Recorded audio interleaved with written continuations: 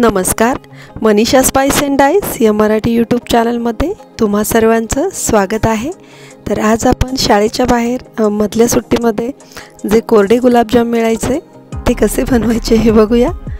तर एकदम सोपी रेसिपी आहे, जास्त काही साहित्य लागत नाही, घरामध्ये जे अवेलेबल आहे त्या साहित्यामध्ये आपण ही आजची रेसिपी बनवणार आहोत। तर चला तर मग रेसिपीला आपण सुरुवात करू। तर त्यासाठी मी इथे 1 वाटी तांदूळ घेतलेले आहेत, तुम्ही कुठलेही घेऊ शकता। मी इंद्रायणी तांदूळ घेतलेले आहेत। अर्धी वाटी मी सफेद उडदाची डाळ घेतलेली आहे। तर हे दोन्ही एकत्र करून आपल्याला 4 ते 5 पाण्याने स्वच्छ असं घासून धुवून घ्यायचं आहे। तर व्यवस्थित धुतल्यानंतर आपल्याला हे 5 तास भिजत ठेवायचं आहे। 5 तासानंतर हे आपल्याला चाळणीमध्ये यातलं पाणी गाळून मिक्सरमध्ये 2 ते 3 चमचेच आपल्याला पाणी यामध्ये मिक्स करून हे व्यवस्थित असं आपल्याला याचं बॅटर फाईन अशी पेस्ट आपल्याला याची तयार करून घ्यायची आहे।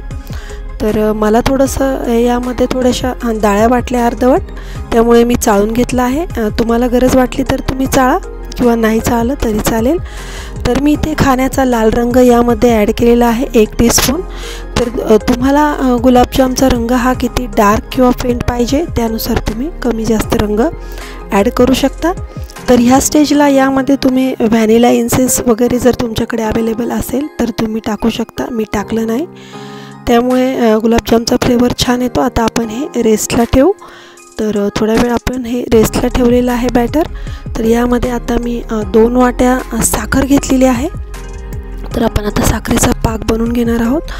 ज्या वाटीने मी साखर घेतलेली आहे त्याच वाटीने मी 2 वाट्या यामध्ये पाणी ॲड केलेलं आहे। तर हे आता आपल्याला गॅसवरती 5 ते 7 मिनिटांसाठी व्यवस्थित असं उकळू द्यायचं आहे। याचा आपल्याला 1 किंवा 2 तारी पाक तयार करायचा नाही आहे। तर याचं व्यवस्थित असं एक सिरप तयार झालं की 5 ते 7 मिनिटांनंतर आपल्याला हे गॅस बंद करून टाकायचा। तर हे बघा या पद्धतीने बोटांना चिकट लागलं पाहिजे। तर आता आपण यामध्ये बेकिंग पावडर ॲड करणार आहोत। मी एक मोठा चमचा अर्धा यामध्ये बेकिंग पावडर टाकली आहे। तर बेकिंग पावडर आपल्याला यामध्ये व्यवस्थित अशी मिक्स करून घ्यायची आहे। तर हे बघा एकदम भाज्याच्या पिठाप्रमाणे या पिठाची कन्सिस्टन्सी पाहिजे। तर आता आपण गॅसची फ्लेम ऑन करून तेल तापवून घेतलेलं आहे आणि त्यामध्ये या पद्धतीने आपल्याला हे गुलाबजाम असे सोडायचे आहेत। तर एकदम गोल गरगरीत असे हे गुलाबजाम आपल्याला यामध्ये सोडायचे आहेत। हे बघा या पद्धतीने। तर पीठ जर पातळ झालं तर गुलाबजामचा शेप हा असा लांबट येतो, त्यामुळे पीठ जास्त पातळ करू नका। तर थोडं घट्टच पीठ ठेवायचं आहे या पद्धतीने। तर व्यवस्थितपणे आपण हे सगळे गुलाबजाम आता यामध्ये सोडून घेणार आहोत। तर गॅसची फ्लेम ही आपल्याला मीडियम ठेवायची आहे। कमी जर गॅसची फ्लेम ठेवली तर ह्या गुलाबजाममध्ये तेल जिरण्याची शक्यता असते आणि एकदम फुल फ्लेम ठेवली तर गुलाबजाम जळून जाऊ शकतात किंवा ते कडक होतात आणि कडक झाल्यानंतर त्यामध्ये साखरेचं जे सिरप आहे ते व्यवस्थितपणे मुरत नाही। तर त्यामुळे मीडियम फ्लेमवरतीच आपल्याला हे 5 ते 7 मिनिट असे व्यवस्थित परतवून घ्यायचे आहेत खालीवर करून। हे बघा, तर मी या पद्धतीने एकसारखे असे खालीवर करून हे परतवून घेतले आहे। दोन्ही बाजूनी व्यवस्थित असे हे तळून घ्यायचे आणि गरमच लगेच आपल्याला हे साखरेच्या सिरपमध्ये टाकायचे आहेत। तर हे बघा आता सगळे गुलाबजाम मी हे तळून ह्या साखरेच्या सिरपमध्ये टाकलेले आहेत। तर आपल्याला हे 2 ते 3 तास यामध्ये मुरू द्यायचे आहेत। तर गुलाबजामचं कसं आहे, जितकं यामध्ये सिरप मुरलं ना तितके मग ते व्यवस्थित टेस्टी लागतात, छान लागतात।